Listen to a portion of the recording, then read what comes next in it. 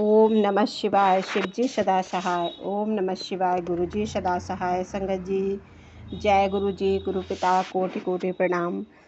संगत जी शिव महापुराण रुद्र संहिता भाग 2 का 16 अध्याय चल रहा है। संगत जी बहुत ध्यान से सुनिए, सभी संगत के लिए है और सभी का कल्याण करने के लिए गुरुपाद शिव महापुराण सुनवाते हैं। संगत जी इसलिए नहीं कहती हूँ कि आप सब लोग सुने। गुरुपाद कहते हैं कि शिव महापुराण या कोई भी ग्रंथ पढ़ना अकेले नहीं होता, कि उसको गद्दी से और विधि विधान से पढ़ना चाहिए। तो इसीलिए और जितने लोग सुन सके उतना ही अच्छा, उतने लोगों का कल्याण हो सके। गुरुपाद यही चाहते हैं। अनंत कोटि शुक्राना। संगत जी बहुत ध्यान से सुनिएगा, पाठ शुरू कर रही हूँ। सती को शिव से वर प्राप्ति तथा भगवान शिव का ब्रह्मा जी को दक्ष के पास भेजकर सती का वरण करना। ब्रह्मा जी कहते हैं कि मुने, उधर सती ने अश्विनी मास के शुक्ल पक्ष की अष्टमी तिथि को उपवास करके भक्तिभाव से सर्वेश्वर शिव का पूजन किया। इस प्रकार नंदा व्रत पूर्ण होने पर नवमी तिथि को दिन के मध्य मग्न हुई सती को भगवान शिव ने प्रत्यक्ष दर्शन दिया। उसके श्री विग्रह सर्वांग सुंदर और गौर वर्ण का वर्ण था। उसके 5 मुख थे और प्रत्येक मुख में 3-3 नेत्र थे। भाल देश में चंद्रमा शोभा दे रहा था। उनका चित्र प्रसन्न था और कंठ में नील चिन्ह दृष्टिगोचर होता था। उनकी 4 भुजाएं थी। उन्होंने हाथों में त्रिशूल, बाण, कपाल, वर तथा अभय धारण कर रखे थे। भस्ममय अंगाकार से उनका सारा शरीर उद्दृत हो रहा था। गंगा जी उनके मस्तक की शोभा बढ़ा रही थी। उनके सभी अंग बड़े मनोहर थे। वे महान लावण्य के धाम जान पड़ते थे। उनके मुख करोड़ों चंद्रमाओं के समान प्रकाशमान एवं आह्लादनजनक थे। उनकी अंग कांति करोड़ों कामदेवों को तिरस्कृत कर रही थी तथा उनकी आकृति स्त्रियों के लिए सर्वथा ही प्रिय थी। सती ने ऐसी सौंदर्य माधुर्य से युक्त प्रभु महादेव को प्रत्यक्ष देखकर उनके चरणों की वंदन किया। उस समय उनका मुख लज्जा से झुक हुआ था। तपस्या के पुंज का फल प्रदान करने वाले महादेव जी ने उन्हीं के लिए कठोर व्रत धारण करने वाली सती को पत्नी बनाने के लिए प्राप्त करने की इच्छा रखते हुए भी उनके इस प्रकार बोले कि महादेव जी ने कहा कि उत्तम व्रत का पालन करने वाली दक्ष नंदिनी, मैं तुम्हारे इस व्रत से बहुत प्रसन्न हूँ, इसीलिए कोई वर मांगो। तुम्हारे मन में जो भी अविष्ट होगा वही वर मैं तुम्हें दूंगा। ब्रह्मा जी ने कहते हैं, मुनीश्वर जगदीश्वर महादेव जी यद्यपि सती के मनोभाव को जानते थे, वे तो भी उनकी बात सुनने के लिए बोले कोई वर मांगो। परंतु सती लज्जा के अधीन हो गई थी, इसीलिए उनके हृदय से जो भी बात थी उसे स्पष्ट शब्दों में ना सकें। उनका जो भी अभिष्ट मनोरथ था वह लज्जा से अलाक्षित हो गया। प्राण वल्लभ शिव का प्रिय वचन सुन कर सती अत्यंत प्रेम मग्न हो गई। इस बात को जानकर कि भक्त वत्सल भगवान शंकर बड़े प्रसन्न हुए और शीघ्रतापूर्वक बारंबार कहने लगे, वर मांगो वर मांगो। सत्य पुरुषों के आश्रय भूत अंतर्यामी प्रभु शंभु सती की भक्ति के वशीभूत हो गए थे। तब सती ने अपनी लज्जा को रोककर महादेव जी से कहा कि वर देने वाले प्रभु, मुझे मेरी इच्छा के अनुसार ऐसे वर दीजिए जो टल ना सके। भक्त वत्सल भगवान शंकर ने देखा सती अपनी बात पूरी नहीं कर पा रही थी हैं, तब वे स्वयं ही उनसे बोले, देवी तुम मेरी भार्या हो जाओ। अपने अभिष्ट फल को प्राप्त करने वाले उनके इस वचन को सुनकर आनंद मग्न हुई सती चुपचाप खड़ी रह गई, क्योंकि वे मनोवांछित वर पा चुकी थी। फिर दक्ष कन्या प्रसन्न हो दोनों हाथ जोड़ मस्तक झुकाकर भक्त वत्सल शिव से बारंबार करने लगी। सती बोली, देवादिदेव महादेव प्रभु जगतपते, आप मेरे पिता को कहकर वैवाहिक विधि से मेरा पारिग्रहण करें। ब्रह्मा जी कहते हैं कि नारद जी, सती की यह बात सुनकर भक्त वत्सल महेश्वर ने प्रेम से उनकी ओर देखा और कहा कि प्रिय, ऐसा ही होगा।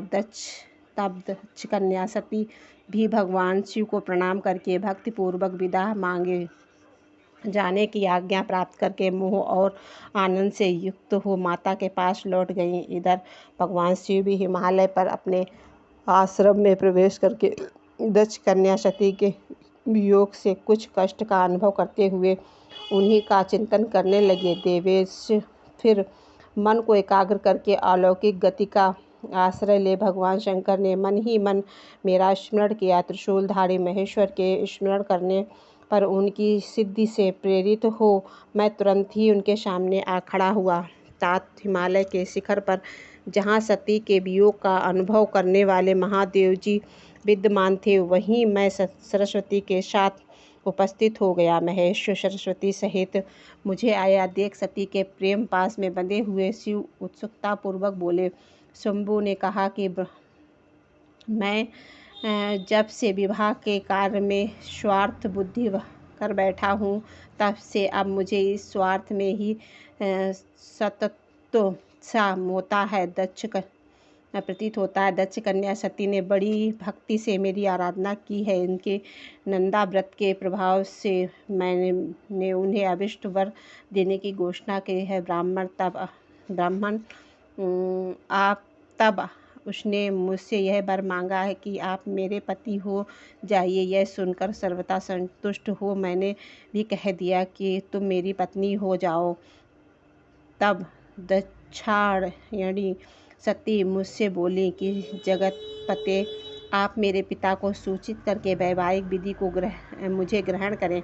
ब्राह्मण उनकी भक्ति से संतोष होने के कारण मैंने उनका वह अनुरोध भी स्वीकार कर लिया। विधाता, तब सती अपनी माता के घर चली गई और मैं यहाँ चला आया। इसीलिए तुम मेरी आज्ञा से दक्ष के घर जाओ और ऐसा यत्न करो कि जिससे प्रजापति दक्ष शीघ्र ही मुझे अपनी कन्या का दान कर दें।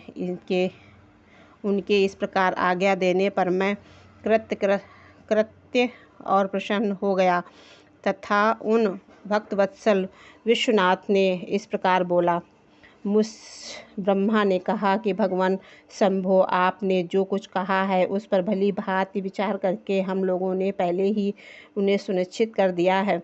वृषभ ध्वज, इसमें मुक्ता देवताओं का और मेरा भी स्वार्थ है। दक्ष स्वयं ही आपको अपनी पुत्री प्रदान करके, किंतु आपकी आज्ञा से मैं भी उनके सामने आपका आदेश कह दूंगा। सर्वेश्वर महाप्रभु महादेव से ऐसा कहकर मैं अत्यंत वेगशाली रथ के द्वारा दक्ष के घर जा पहुंचा। नारद जी ने पूछा कि वक्ताओं में श्रेष्ठ महाभाग विधाता बताइए, जब सती घर पर लौटकर आई थी तब दक्ष ने उनके लिए क्या किया? ब्रह्मा जी ने कहा, तपस्या करके मनोवांछित वर पाकर सती जब घर लौट गई तब वहाँ उन्होंने माता पिता को प्रणाम किया और सती ने अपनी सखी के द्वारा माता पिता को तपस्या संबंधित द्वारा सखी ने यह भी सूचित किया कि सती को महेश्वर से वर की प्राप्ति हुई है। वे सती की भक्ति से बहुत संतुष्ट हुए हैं। सखी के मुँह से द्वारा सारा वृत्तांत सुनकर माता पिता को बड़ा आनंद प्राप्त हुआ और उन्होंने महान उत्सव किया। उदार चेता दक्ष और महामाननीय वीणी ने ब्राह्मणों को उनकी इच्छा के अनुसार द्रव्य दिया और तथा अंधों और दीनों को धन बांटा। प्रसन्नता बढ़ाने वाली अपनी पुत्री के हृदय से लगातार माता वीणी ने उनका मस्तक सूंघा और आनंद मग्न हो उनकी बारंबार प्रशंसा की। तदंतर कुछ काल व्यतीत होने पर धर्मज्ञों से श्रेष्ठ दक्ष इस चिंता में पड़े कि मैं अपने इस पुत्री का विवाह भगवान शंकर के साथ किस तरह करूं। महादेव जी प्रसन्न होकर आए थे, पर वे तो चले गए। इस मेरी पुत्री के लिए वे फिर कैसे यहाँ आएंगे। यदि किसी को शीघ्र ही भगवान शिव के निकट भेजा जाए तो यह भी उचित नहीं जान पड़ता, क्योंकि यदि वे तुरंत इस अनुरोध करने पर भी मेरी पुत्री को ग्रहण न करें तो मेरी याचना निष्फल हो जाएगी। इस प्रकार चिंता में पड़े हुए प्रजापति दक्ष के सामने मैं सरस्वती के साथ सहसा उपस्थित हुआ। मुझ पिता को आया देख दक्ष प्रणाम करके विनीत भाव से खड़े हो गए और उन्होंने मुझे स्वयंभू को यथायोग आसन दिया। तदनंतर दक्ष ने जब मेरे आने का कारण पूछा तो तब मैंने सब बातें बताकर उनसे कहा कि प्रजापति भगवान शंकर ने तुम्हारी पुत्री को प्राप्त करने के लिए निश्चय ही मुझे तुम्हारे पास भेजा है। इस विषय में जो श्रेष्ठ कृत्य हो उसका निश्चय करो।